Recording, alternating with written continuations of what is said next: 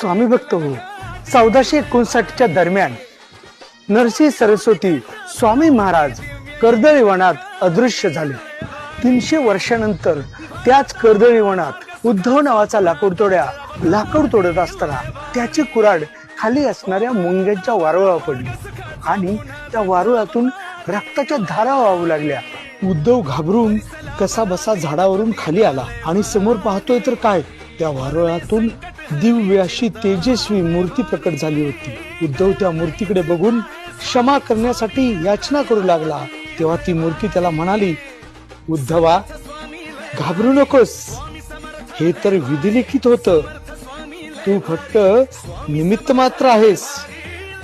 आम्ही आमच्या भक्तांचे संकट निवारण्यासाठी पुन्हा एकदा प्रकट झालो आहोत. तो दिवस आपण स्वामी समर्थ महाराज